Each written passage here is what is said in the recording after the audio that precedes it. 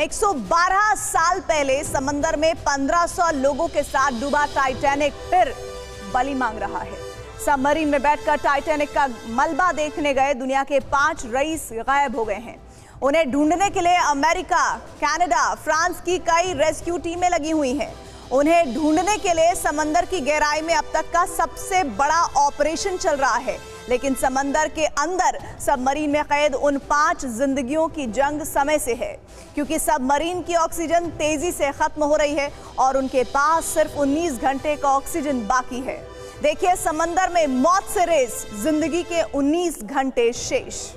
समंदर के अंदर एक सबमरीन में 5 अरबपति हैं। 3800 मीटर की गहराई में सबमरीन खो गई है। सबमरीन की ऑक्सीजन तेजी से कम हो रही है। जितनी तेजी से समंदर में डूबे सबमरीन की ऑक्सीजन खत्म हो रही है, उतनी ही तेजी से उसमें बैठे लोगों के जिंदा बचने की उम्मीद भी। 112 साल पहले समंदर में डूबा टाइटैनिक एक बार फिर मनहूस साबित हुआ है।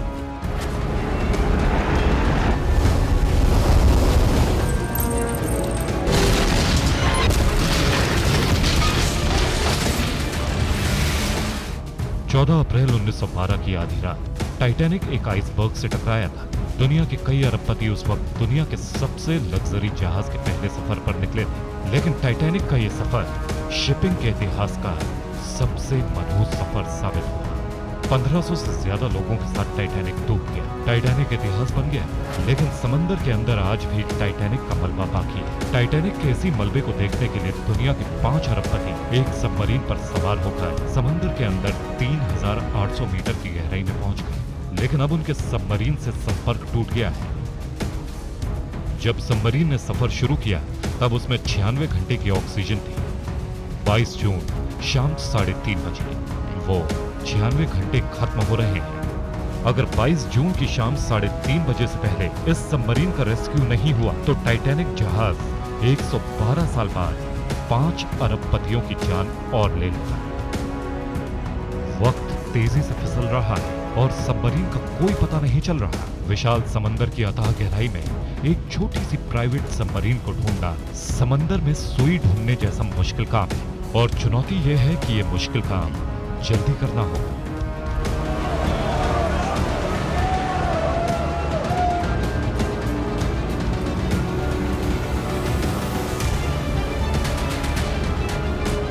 टाइटैनिक का मलबा देखने समंदर के अंदर 3800 मीटर की गहराई में गई सबमरीन में सवार 5 अरबपतियों की जिंदगी बचानी है, तो अगले कुछ घंटों में उनकी सबमरीन को ढूंढकर समंदर से बाहर निकालना होगा। सवाल 5 अरबपतियों की जिंदगी का है, इसलिए दुनिया के कई देशों ने रेस्क्यू मिशन लॉन्च कर दिए हैं।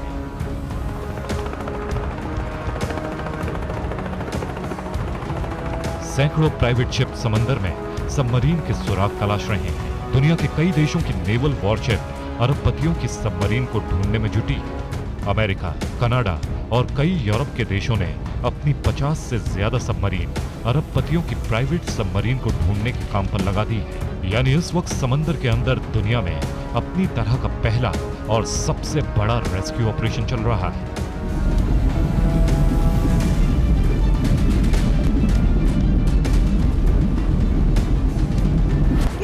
पता कि 5 अरबपतियों को समंदर की अथाह गहराई में डूबे टाइटैनिक का मलबा दिखाने ले गई सबमरीन कहां है, उसके साथ क्या हुआ है, उसमें सवार अरबपति जिंदा भी हैं या नहीं। लेकिन इतना सब जानते हैं कि 22 जून की शाम तक अगर उन्हें ढूंढकर समंदर से नहीं निकाला गया तो उनमें से किसी के भी जिंदा होने की कोई संभावना बाकी नहीं बचेगी। सबमरीन में ऑक्सीजन खत्म हो जाएगी और पानी के अंदर करीब 4 किलोमीटर नीचे सभी का दम घुट जाएगा।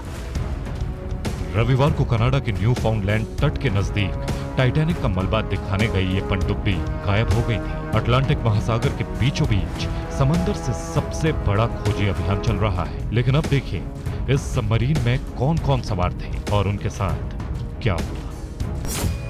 16 जून को कनाडा के न्यू फाउंडलैंड के तट से एक टूरिस्ट सबमरीन अटलांटिक महासागर में उतरी। उसे 18 जून को 3800 मीटर की गहराई में मौजूद टाइटैनिक जहाज के मलबे के पास पहुंचना था। अब तक सब वैसे ही चल रहा था जैसा प्लान किया गया था। सबमरीन के सिग्नल काम कर रहे थे। सबमरीन में बैठे अरबपति इस स्पेशल डिजाइन टूरिस्ट सबमरीन में लगे पारदर्शी कांच के गेट से समंदर की गहराई में छिपे खजाने को देख रहे थे। अचानक सबमरीन से कमांड सेंटर का संपर्क टूट गया। 4000 मीटर तक समंदर के पानी का वजन सहन करने की क्षमता वाली सबमरीन नजरों से ओझल हो गई। 18 जून को टूरिस्ट सबमरीन की लोकेशन टाइटैनिक के मलबे वाली जगह पर थी। इसके बाद लगा जैसे वो रास्ता भटक गई है। यह सबमरीन का नेविगेशन काम नहीं कर रहा। 19 जून तक उससे आखिरी सिग्नल मिला और फिर सबमरीन ने किसी भी तरह का सिग्नल देना बंद कर दिया। इस सबमरीन का नाम है ओशन गेट। सबमरीन में 4 टूरिस्ट और 1 पायलट सवार है। यूएस कोस्ट गार्ड के मुताबिक ओशन गेट के डुबकी लगाने के 1 घंटे 45 मिनट बाद ही उसमें सवार लोगों से संपर्क टूट गया था। ओशन गेट सबमरीन में 2 तरह का सिग्नल सिस्टम लगा था। पहला 2-वे कम्युनिकेशन सिस्टम, जिसमें कंट्रोल रूम और सबमरीन पर सवार क्रू के बीच बात हो सकती थी। दूसरा था 1-वे कम्युनिकेशन सिस्टम। यह सबमरीन का इमरजेंसी कम्युनिकेशन सिस्टम है। 19 जून को आखिरी सोनार सिग्नल इसी इमरजेंसी कम्युनिकेशन सिस्टम से मिला।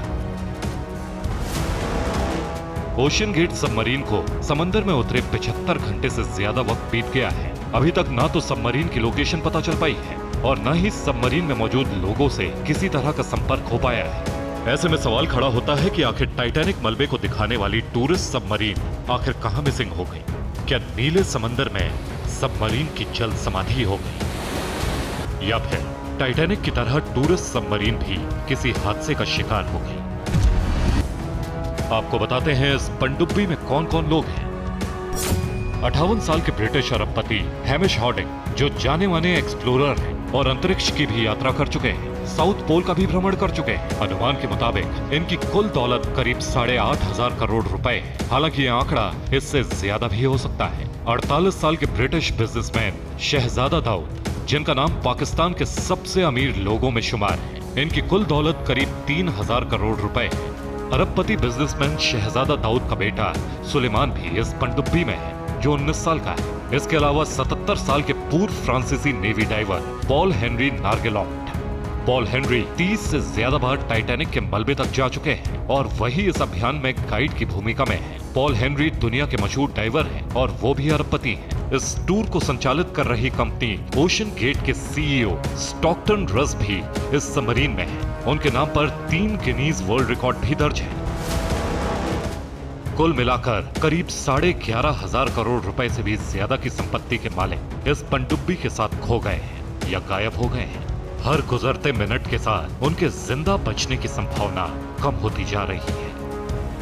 यानी उनकी जिंदगी पर 3,800 मीटर समुद्र के पानी का प्रेशर ही नहीं है, समंदर के अंदर उन पर समय का भी जबरदस्त दबाव है। आज चौथे दिन समंदर में रेस्क्यू ऑपरेशन चलाया जा रहा है।